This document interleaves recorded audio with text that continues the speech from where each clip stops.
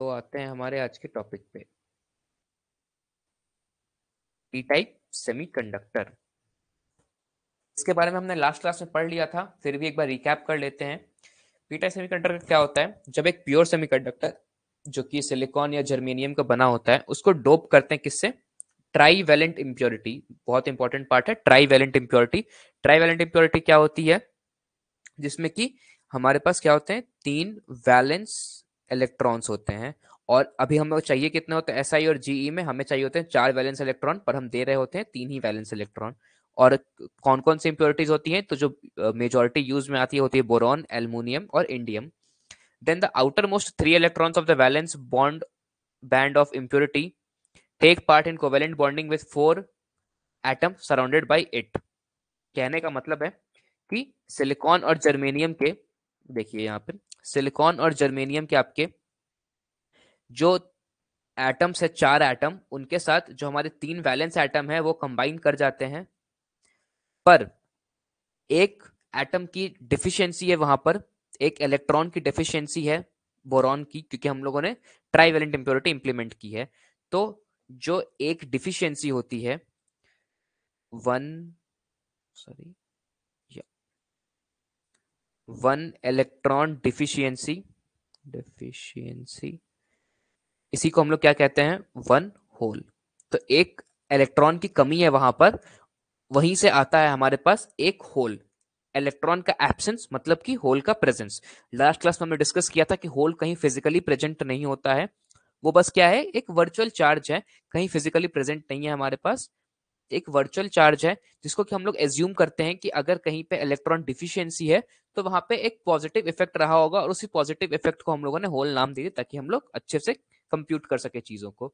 तो कहने की बात वही है कि ये जो 3 वैलेंस इलेक्ट्रॉन है हमारे, ये 3 वैलेंस इलेक्ट्रॉन इस 4 सिलिकॉन के 3 से कंबाइन कर जाते हैं और एक खाली रह जाता है वहां पे होल की तरह, ठीक है।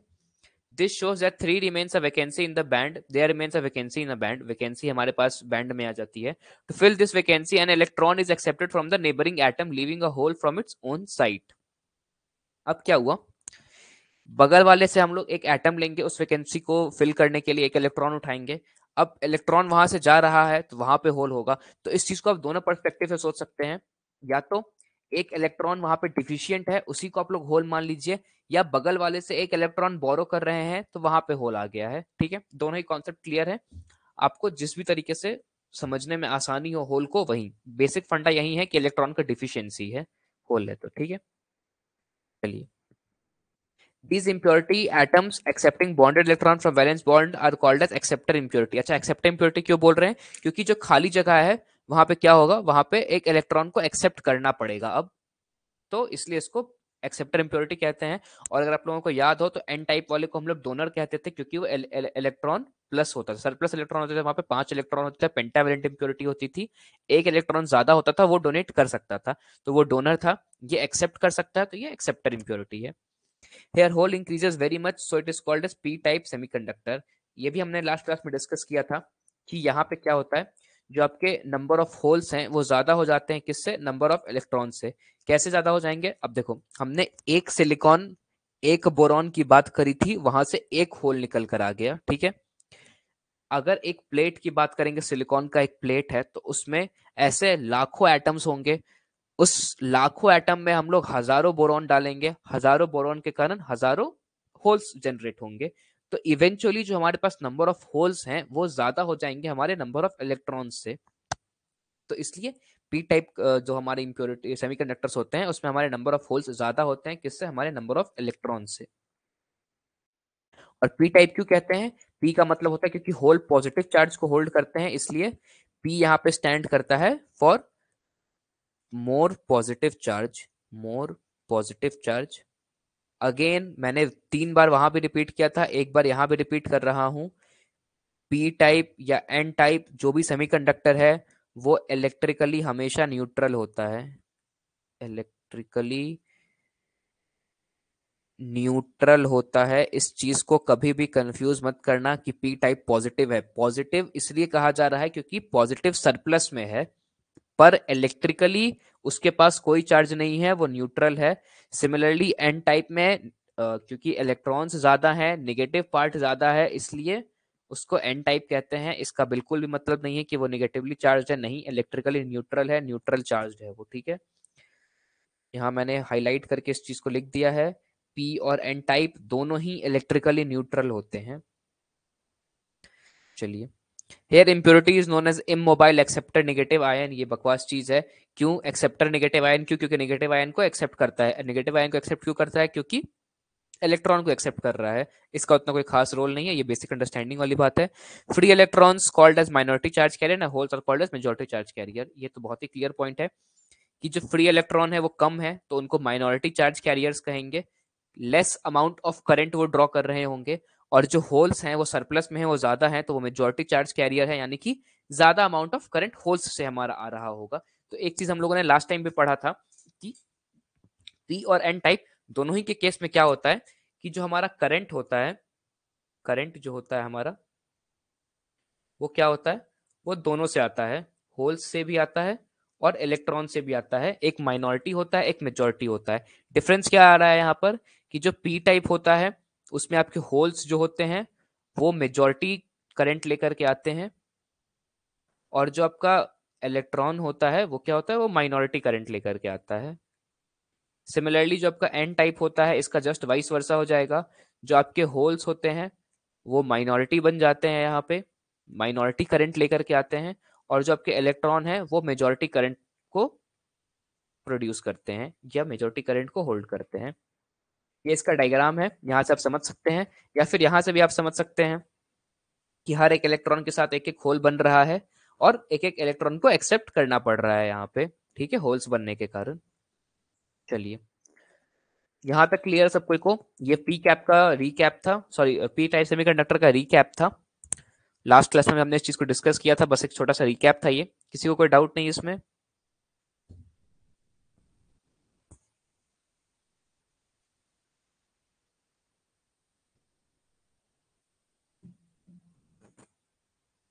चलो बढ़िया, क्लियर है सबको? क्लियर अनुराग बेटा, आपको भी क्लियर है? आप क्लास बहुत इरेगुलरली अटेंड कर रहे हैं, आपको क्लियर है ना? कोई डाउट नहीं इसमें?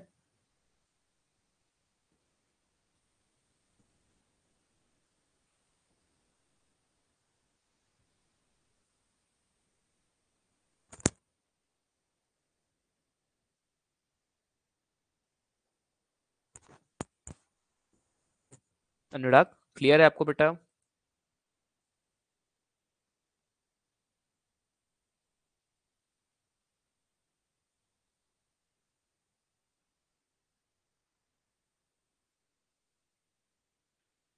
चलिए, अनुराग रिस्पॉन्स नहीं कर रहा है।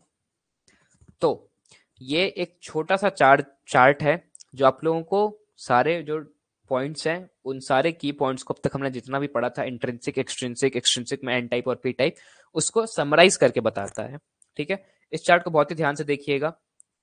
सबसे पहले क्या था, हमारे पास दो टाइप था, इंट्रिंसिक और एक्सट्रिंसिक। इंट्रिंसिक सेमीकंडक्टर क्या होते हैं, जो कि बिल्कुल भी जिनमें की डोपिंग नहीं होती है, जो कि एकदम प्योर होते हैं। ये क्या थे, ये एकदम ही प्योर थे, हमारे प्योर थे। तो इसमें जो करंट है वो कहाँ से आता था, बोथ इलेक्ट्रॉन्स एंड होल्स से आता था, और जो नंबर ऑफ इलेक्ट्रॉन्स थे और जो नंबर ऑफ होल्स थे वो बराबर थे। जो टोटल करंट आई होता था वो आई ई प्लस आई एच, यानी कि I due to electrons and I due to holes होता था। और मेन पॉइंट क्या है, इंटायरली न्यूट्रल होते थे। सेकेंड टाइप में आते हैं हमारे एक्सट्रिंसिक सेमीकंडक्टर्स। ये दोनों ही किस में आते हैं, एक्सट्रिंसिक एक्सट्रिंसिक सेमीकंडक्टर्स में आते हैं। एक्सट्रिंसिक के दो पार्ट हमारे एन टाइप और पी टाइप। एन टाइप क्या होती है, पेंटावैलेंट इम्प्योरिटी होती है। पेंटावैलेंट इम्प्योरिटी क्या होती थी, जिसमें 5 वैलेंस इलेक्ट्रॉन होते थे। इनमें क्या होता है, ये इलेक्ट्रॉन सरप्लस होते हैं, तो इनका जो करंट है वो किससे आता है, मेनली ड्यू टू इलेक्ट्रॉन से आता है। इनका जो नंबर ऑफ इलेक्ट्रॉन्स है वो बहुत ज्यादा होता है, किससे, नंबर ऑफ होल्स से। और जो आपका करंट होता है, टोटल करंट, वो ऑलमोस्ट ऑलमोस्ट इक्वल होता है current due to electrons. Current due to holes बहुत ही छोटा होता है, माइनॉरिटी चार्ज में होते हैं। और अगेन लास्ट पॉइंट, इसमें भी कांस्टेंट है, ये भी इंटायरली न्यूट्रल होते हैं, इनका भी कोई अपना चार्ज नहीं होता है। फिर आते हैं हमारे पास पी टाइप सेमीकंडक्टर्स। ये किससे बनते हैं, ट्राईवैलेंट इम्प्योरिटी से बनते हैं। ट्राईवैलेंट इम्प्योरिटी मतलब जिसमें 3 वैलेंस इलेक्ट्रॉन्स होते हैं। इनका 3 वैलेंस इलेक्ट्रॉन होने का मतलब क्या होता है कि होल्स सरप्लस होते हैं, इसमें होल्स सरप्लस होते हैं, तो जो करंट है वो किससे आएगा, mainly due to holes, holes से ही सारा करंट आ रहा होगा हमारे पास। अच्छा, इसका और मतलब क्या है कि जो नंबर ऑफ होल्स है वो हमेशा बहुत सारे ज्यादा होंगे किससे, नंबर ऑफ इलेक्ट्रॉन से। जब number of holes majority charge career है तो आपका जो फाइनल आउटपुट करंट निकल रहा होगा इस टाइप के सेमीकंडक्टर से, वो ऑलमोस्ट ऑलमोस्ट किसके इक्वल होगा, करंट ड्यू टू होल्स के। अच्छा, और लास्ट पॉइंट वही कि ये भी क्या होते हैं, इंटायरली न्यूट्रल होते हैं। तो ये इस पूरे टेबल को याद रखिएगा, इस सारी चीज को समराइज करता है, जितना भी हम लोगों ने अब तक पढ़ा है उस सब चीज को समराइज करता है। क्लियर है, कोई डाउट नहीं इसमें किसी को?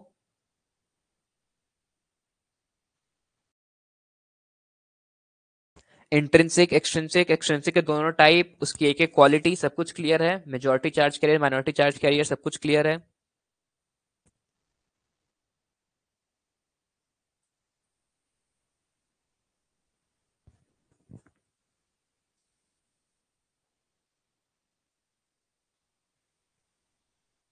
चलो बढ़िया बढ़िया, क्लियर है क्लियर है।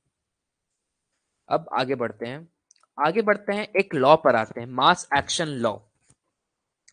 थोड़ा सा इंपॉर्टेंट लॉ है, कभी कभी न्यूमेरिकल्स आ गए हैं इस लॉ के बेसिस पे, तो इस लॉ के बारे में देखते हैं कि लॉ क्या कह रहा है। बहुत ही सिंपल सा है, कोई कोई रॉकेट साइंस नहीं है इसमें। देखो, at room temperature most of the acceptor atoms get ionised leaving holes in the valence band. Most of the acceptor atoms gets ionized holes, leaving holes in the valence band. Thus, at room temperature, the density of holes in valence band is predominantly due to impurity in the extrinsic semiconductor. The electron and hole concentration in a semiconductor in thermal equilibrium is given by, main यही चीज है, n number of electrons into number of holes is equal to number of total I, जो हमारा total current का जो total charges जो बन रहा है उसके स्क्वायर के बराबर हो जाएगा, ठीक है। दो the above description is grossly approximate and hypothetical, it helps in understanding the difference between metals, insulators and semiconductors in a simple manner.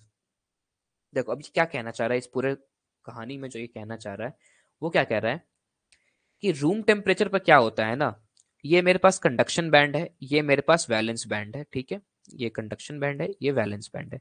Room temperature पर क्या होता है, most of the acceptor atoms gets ionised leaving holes in the valence band. यहाँ पे जो acceptor atoms है ना वो रूम टेम्परेचर पर आयोनाइज हो जाते हैं। आयोनाइज हो जाते हैं का मतलब क्या है कि उनके पास एनर्जी आ जाती है, एनर्जी आ जाती है, तो जो इलेक्ट्रॉन यहाँ पर है ना ये उड़ करके भाग जाते हैं कंडक्शन बैंड में। अब जब इलेक्ट्रॉन उड़ करके भाग रहे हैं कंडक्शन बैंड में, तो अपने पीछे क्या छोड़ रहे होंगे वैलेंस बैंड में, होल्स। एक इलेक्ट्रॉन जब गायब हो रहा है तो उसके जगह पे कौन आ जाएगा, होल्स आ जाएगा। इलेक्ट्रॉन उड़ करके जा रहे हैं कंडक्शन बैंड में, तो यहाँ पे वैलेंस बैंड में क्या आ जा रहे हैं, होल्स आ जा रहे हैं। तो इस कारण से क्या होता है कि जो हमारा वैलेंस बैंड है उसमें जो होल्स होते हैं ना, होल्स आर प्रीडोमिनेंट, मतलब कि जो होल्स है हमारे वो डोमिनेंट हो जाते हैं।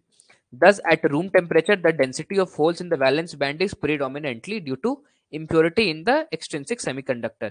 Extrinsic semiconductor में impurity के कारण holes वाला concept आता है, और इस कारण से जब वैलेंस बैंड ऊपर उड़ के भागते हैं तो हमारा क्या हो जाता है, वैलेंस बैंड में जब उड़ करके, सॉरी वैलेंस बैंड से जब उड़ करके कंडक्शन बैंड में भागते हैं तो क्या हो जाता है, हमारे पास होल्स बच जाते हैं वैलेंस बैंड में, और यही होल सारे कंबाइन करके डोमिनेंट हो जाते हैं अपने वैलेंस बैंड के रीजन में। पर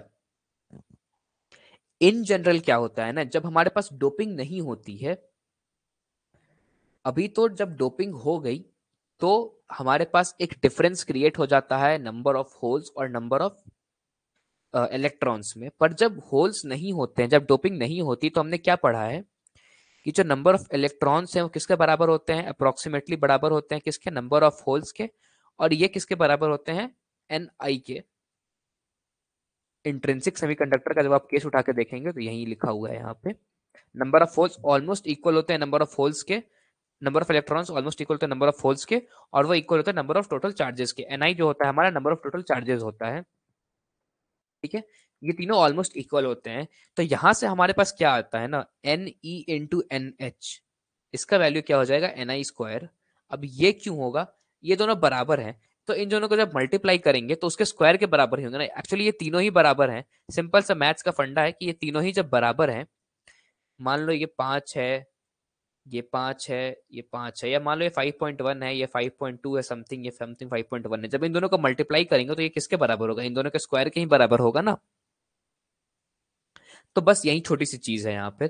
थोड़ा बहुत अंतर होता है, समथिंग पॉइंट्स का, कुछ नंबर्स का अंतर होता है, पर ऑलमोस्ट इक्वल होते हैं। इस कारण से जो नंबर ऑफ इलेक्ट्रॉन्स और नंबर ऑफ होल्स का जो मल्टीप्लीकेशन है ना, वो बराबर होता है किसके? नंबर ऑफ टोटल चार्जेस के स्क्वायर के। ये होता है हमारे जनरल कंडीशन पे। पर चूंकि हमारे पास क्या है, एक्सट्रिंसिक सेमीकंडक्टर्स हैं, तो ये वैल्यू ट्रू नहीं होती है एक्सट्रिंसिक सेमीकंडक्टर्स के लिए। इसलिए कहा गया है कि ये ग्रॉसली अप्रोक्सीमेट होता है और हाइपोथेटिकल होता है। ठीक है। पर इसका काम क्या होता है कि आपको डिफरेंस बता देता है, एक्सट्रिंसिक और इंट्रिंसिक सेमीकंडक्टर, मेटल्स, इंसुलेटर्स और सेमीकंडक्टर्स, इन सब के बीच डिफरेंस बता देता है। डिफरेंस कैसे बता देता है? जो हमारे पास मेटल्स और जो इंसुलेटर्स होते हैं उनमें होल्स का कोई कॉन्सेप्ट ही नहीं होता है। तो जहां पे होल्स ही जीरो हो जाएगा वहां पे हम जस्टिफाई कर देंगे कि वो क्या है, मेटल्स और इंसुलेटर्स है।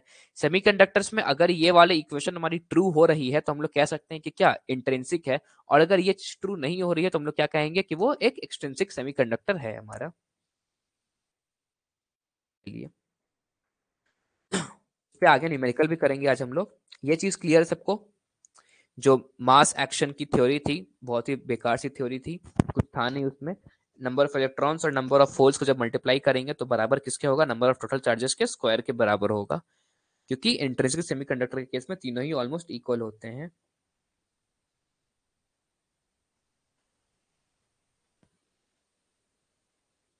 इस पे एक क्वेश्चन हम लोग आगे करेंगे, आप लोगों को और समझ में आ जाएगा। बस वो फॉर्मूला ध्यान में रखिएगा, उसी फॉर्मूला पे सारे क्वेश्चंस बेस्ड होंगे।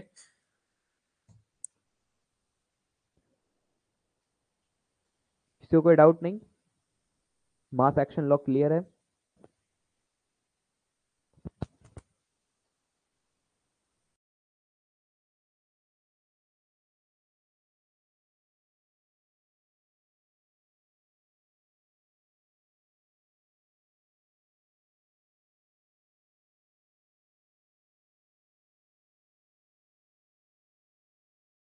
अरे बोलो, क्लियर है? यस। अब आते हैं रेसिस्टिविटी और कंडक्टिविटी पे। रेसिस्टिविटी और कंडक्टिविटी क्या है? तो बेसिकली कैसे हमारे जो चार्जेस हैं वो ट्रैवल कर रहे हैं, उसके बारे में बात करते हैं। अब कंडक्शन क्या होता है कंडक्टर के अंदर? आई डोंट नो कि आप लोगों को करंट इलेक्ट्रिसिटी पढ़ाई गई है कि नहीं पढ़ाई गई है, पर अगर नहीं पढ़ाई गई है तो ये चीज समझने में बहुत मुश्किल होगी आप लोगों को। तो जो फॉर्मूले दिए हुए हैं उसको आप लोग याद कर लीजिए। और अगर आप लोगों ने कहीं भी करंट इलेक्ट्रिसिटी का पहला वाला पार्ट पढ़ा है, जो वायर के अंदर करंट का कैसे कॉन्फ़िगरेशन होता है और ओम्स लॉ जो होते हैं, जो चार्जेस के लिए ओम्स लॉ बने होते हैं, अगर वो सब आप लोगों ने पढ़ा है तो गुड। नहीं पढ़ा है तो फिर दिक्कत होगी। एक काम कीजिए,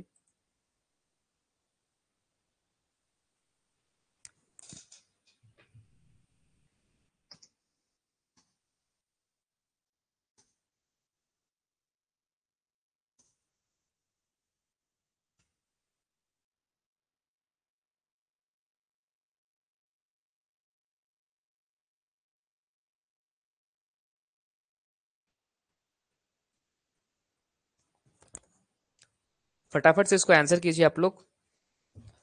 बताइए कि आप लोगों ने पढ़ा है कि नहीं पढ़ा है। यस, पढ़ा है करंट इलेक्ट्रिसिटी का पहला पार्ट।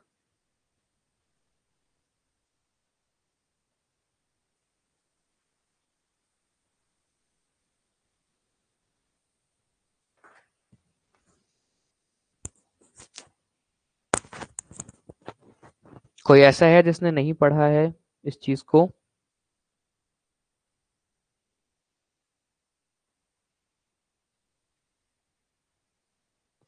सर पढ़ा था बट काफी भूल गई हूँ। चलिए चलिए ठीक है, मैं एकदम बेसिक जो फॉर्मूला यूज होते हैं वही सब बताऊंगा। कुछ समझ नहीं आता है तो उस फॉर्मूला को याद रख लीजिए, क्योंकि फॉर्मूला इंपॉर्टेंट है हमारे लिए। ठीक है, ज्यादा टफ नहीं है, छोटे मोटे फॉर्मूले हैं बस। चलिए ठीक है। तो देखो, जो हमारा करंट होता है ना एक वायर के अंदर, सपोज करो ये मेरे पास एक वायर है, इस वायर के अंदर एक करंट फ्लो कर रहा होता है, यहाँ पे आपको वायर दिख रहा है, इस वायर के अंदर करंट फ्लो कर रहा है। देखो वायर का जो ये ए है, ये क्या होता है, इस वायर का जो सरफेस एरिया होता है आगे वाला, इसको ए कहते हैं, इसकी लेंथ को हम लोग एल कह रहे होते हैं, ठीक है। तो इसका जो सरफेस एरिया है, ये आगे आगे वाला, इसको हम लोग ए कहते हैं, इसकी लेंथ को एल कहते हैं।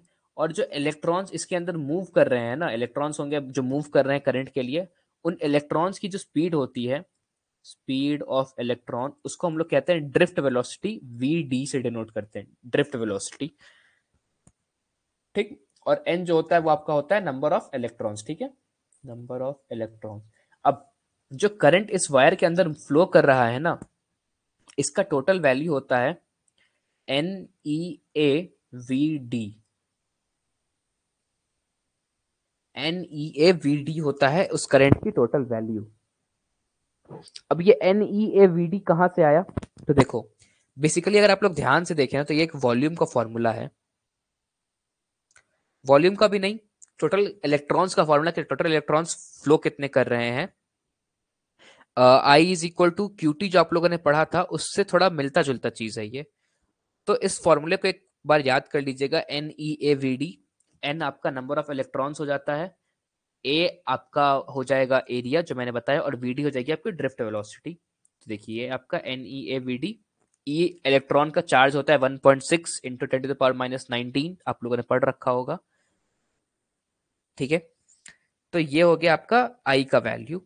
अब यहां से क्या होता है, जो हमारी करंट डेंसिटी होती है उसको हम लोग जे से डिनोट कर रहे होते हैं।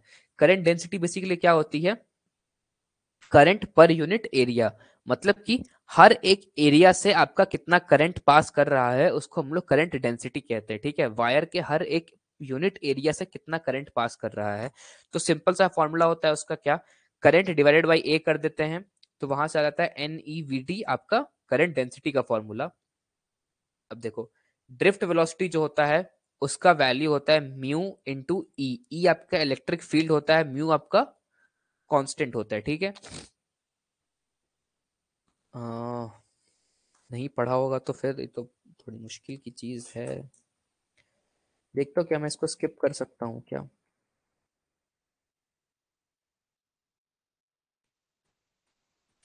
चलिए ठीक है, इसको आप लोग छोड़ दीजिएगा, नोट्स में ये रहेगा आप लोगों के। एक बार आप लोग जब करंट इलेक्ट्रिसिटी दोबारा से पढ़ लीजिएगा, अभी 12th वाली जब नमन सर पढ़ाएंगे, तो ये चीज आपकी क्लियर हो जाएगी कि ये सारे टर्म्स आ कहाँ से रहे हैं, क्योंकि ये पूरा का पूरा 1 घंटे का एक लेक्चर ही है इसका, रेसिस्टिविटी एंड कंडक्टिविटी कि अंदर में क्या चीजें होती है। यहाँ पे एक ओम्स लॉ फॉर वायर आता है, जो अंदर के लिए ओम्स लॉ होता है, ठीक है। इस चीज को स्किप कर देते हैं, ऐसा कोई क्वेश्चन आएगा तो अभी के लिए छोड़ दीजिएगा। ऐसे तो बहुत क्वेश्चन बनते नहीं है इस पे, बट स्टिल आगे बढ़ते हैं हम लोग अपने क्वेश्चन की तरफ। ये सारे क्वेश्चंस जो मैंने यहाँ पे नोट डाउन किए हैं, आई गेस इसमें उनका कोई काम नहीं है, ऐसे उनका कोई काम नहीं है इनमें। चलिए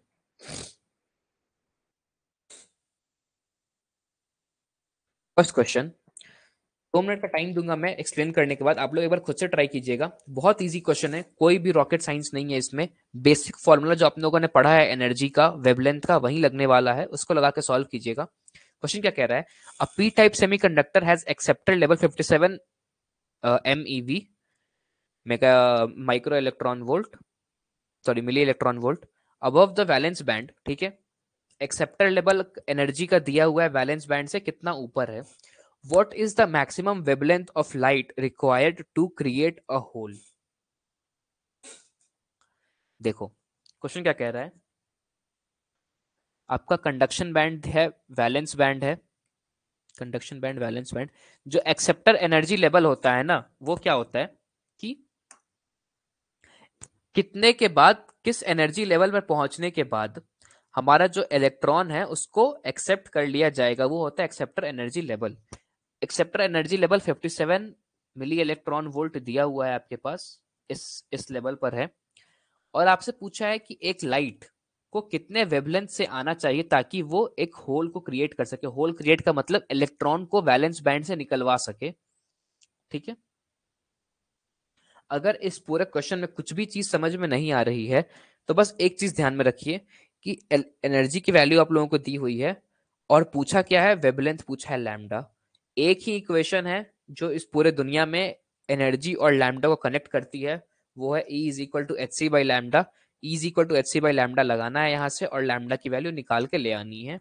अगर कुछ भी समझ में ना आए क्वेश्चन में कभी तो, हालांकि क्वेश्चन बहुत लॉजिकल क्वेश्चन है, समझ में आनी चाहिए आप लोगों की एक्सेप्टेड लेवल क्या होता है। एक्सेप्टेड लेवल से एक मिनिमम एनर्जी हम लोगों को चाहिए होगी, उस मिनिमम एनर्जी की जो लेवल है वो डिफाइन की हुई है 57 मेगा मिली इलेक्ट्रॉन वोल्ट।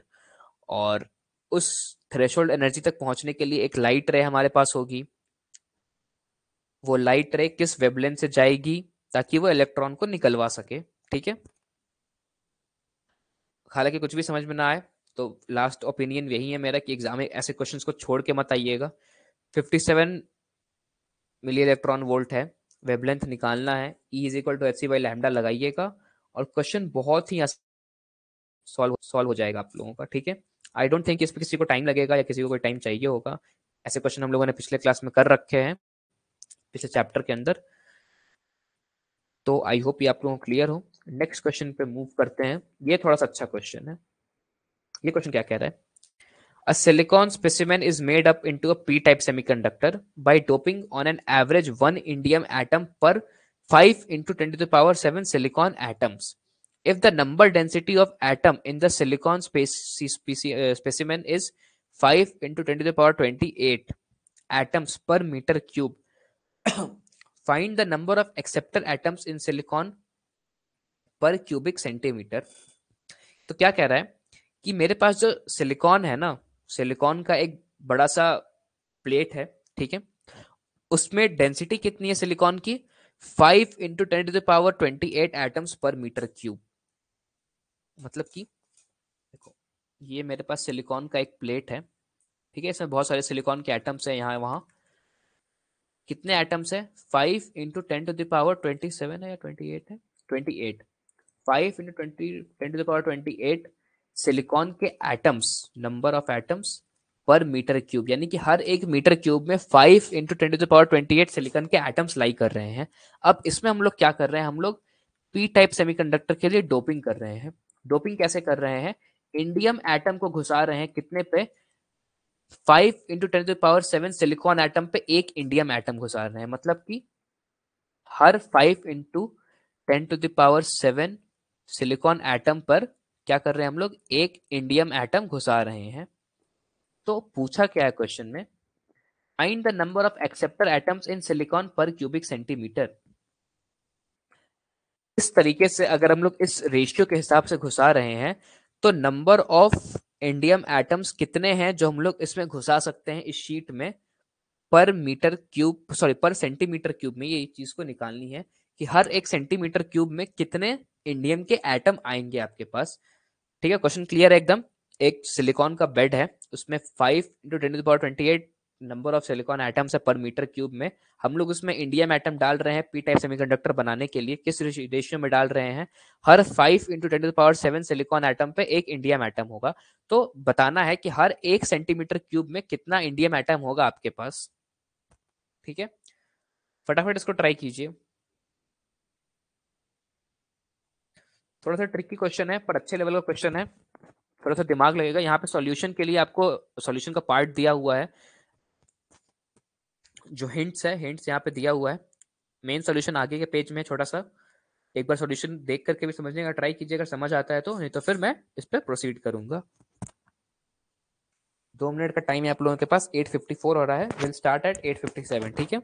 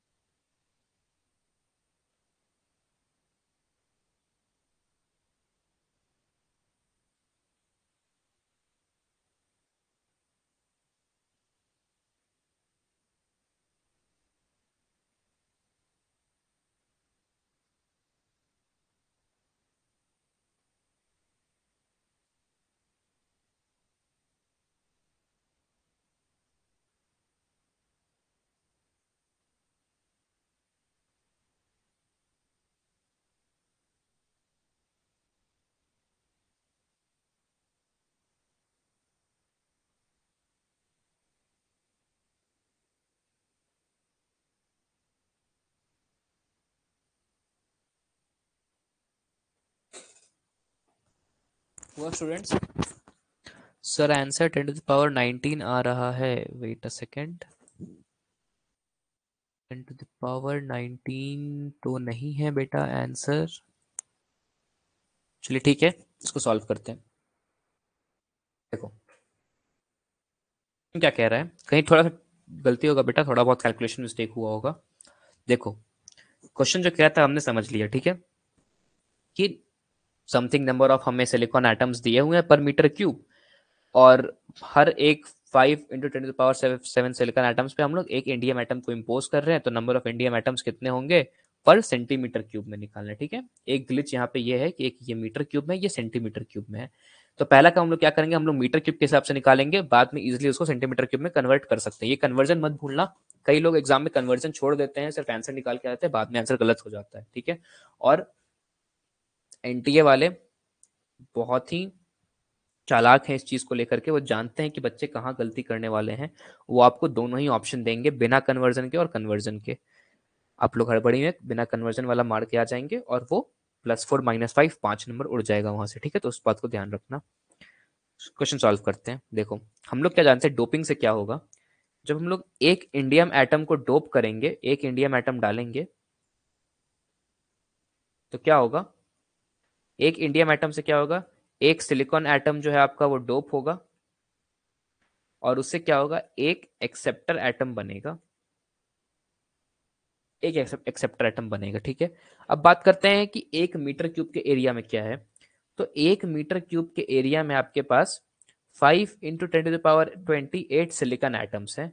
ठीक है, हमको पता है कि हम लोग हर एक इंडियन एटम को जो इम्पोज करेंगे उससे एक सिलिकॉन एटम डोप होगा और उससे एक एक्सेप्टर एटम हमारा जनरेट होगा। ठीक है, तो हमें इसी एक्सेप्टर एटम का नंबर निकालना है कि टोटल कितना एक्सेप्टर एटम जनरेट हम लोग कर सकते हैं विद इन 1 सेंटीमीटर क्यूब के एरिया में। ठीक है, अभी हम लोग फिलहाल 1 मीटर क्यूब के एरिया के लिए देख रहे हैं। तो 1 मीटर क्यूब के एरिया में क्या होगा, इतने सिलिकॉन एटम है मेरे पास, हमको क्या चाहिए, हर 5 × 10⁻⁷ सिलिकॉन एटम पे हम डोप करेंगे। तो सपोज करो, अगर इसको मैं छोटे शब्दों में समझाऊं, तो सपोज करो मेरे पास 10 सिलिकॉन एटम है और मैं कह रहा हूं कि हर 2 सिलिकॉन एटम पे मैं एक इंडियम एटम डालूंगा। तो टोटल कितने इंडियम एटम मैं डाल सकता हूँ, 10/2 करूंगा मैं, यानी कि 5 इंडियम एटम डाल सकता हूँ मैं। सिमिलरली यहाँ पे भी करूंगा, इतने मेरे पास सिलिकॉन एटम है, हर इतने सिलिकॉन एटम पे मुझे एक इंडियम डालना है। तो सिंपल सा चीज है, मैं इसको डिवाइड कर दूंगा किससे, इस नंबर से, 5 × 10⁻⁷ से इसको मैंने डिवाइड कर दिया, 5 से 5 किया, 10⁻⁷ 10⁻⁷ पावर गया, आया कितना, 10⁻21। यानी कि इतने एक्सेप्टर एटम मैं प्रोड्यूस कर सकता हूँ, कितना, 1 मीटर क्यूब के एरिया में। ठीक है, अब 1 मीटर क्यूब का एरिया में इतना प्रोड्यूस कर सकता हूँ, तो 1 सेंटीमीटर क्यूब के एरिया में कितना प्रोड्यूस कर पाऊंगा, बस वही चीज कैलकुलेट करनी है। वो चीज कैसे कैलकुलेट होगी, 1 मीटर में आपके पास होते हैं 100 सेंटीमीटर, 1 मीटर क्यूब में कितने हो जाएंगे, दोनों साइड क्यूबिंग करेंगे, तो ये 10⁻2 है, इसका क्यूब करेंगे तो कितना आएगा, 10⁻6 सेंटीमीटर क्यूब। अब देखो 10⁻21 पर मीटर क्यूब में थे, इसको डिवाइड करेंगे तो क्या आएगा, 10⁻21 डिवाइडेड बाई 10⁻6 सेंटीमीटर क्यूब। ये यहाँ से यहाँ जाएगा, कटेगा, ये बचेगा कितना, 10⁻15 पर सेंटीमीटर क्यूब। यानी कि हर 1 सेंटीमीटर क्यूब में 10⁻15 एक्सेप्टर एटम जनरेट हो रहे होंगे डोपिंग के बाद, 10⁻15 एटम्स पर सेंटीमीटर क्यूब। क्लियर है सबको? सर 10⁻⁻2 से मल्टीप्लाई की थी इंस्टेड, अच्छा अच्छा, यानी कि आप लोग, आपने क्वेश्चन को थोड़ा सा मिस इंटरप्रेट कर लिया। हाँ, कन्वर्जन में ही मिस्टेक हुई थी मेरी। वो बहुत बच्चे मिस्टेक करते हैं वहाँ पे, मीटर को हाँ, आपने डायरेक्ट कन्वर्ट कर दिया मीटर से सेंटीमीटर में, एक्चुअली वो मीटर क्यूब से सेंटीमीटर क्यूब में कन्वर्जन था। खैर चलिए कोई बात नहीं। आंसर क्लियर सबको, सॉल्यूशन क्लियर है, किसी को कोई डाउट नहीं सॉल्यूशन में?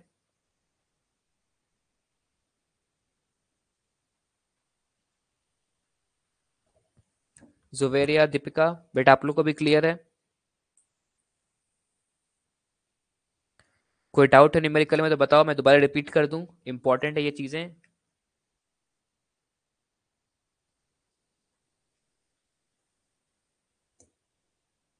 यस सर, क्लियर क्लियर, चलो बढ़िया। आज के पूरे लेक्चर में कहीं कोई डाउट, स्पेशली जो हमारा स्टार्टिंग का पार्ट है वो पार्ट क्लियर होना बहुत जरूरी है। एक्सट्रिंसिक इंट्रिंसिक दोनों का डिफरेंस क्या है, और इंट्रिंसिक के दोनों टाइप एन और पी टाइप। और उस चीज को याद रखना कि दोनों इलेक्ट्रिकल न्यूट्रल हैं। उस पूरे पार्ट में कहीं भी कोई डाउट है किसी को? इन शॉर्ट पूरे लेक्चर में अभी तक सेमीकंडक्टर में कहीं कोई डाउट है, कोई चीज जो नहीं समझ में आ रही हो?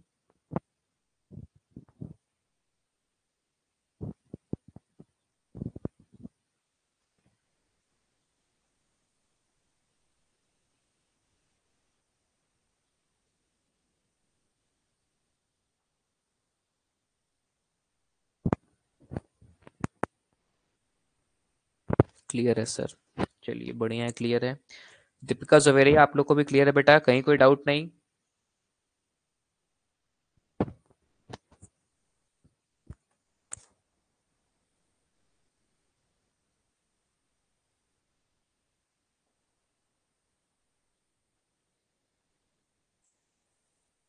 चलिए ठीक है।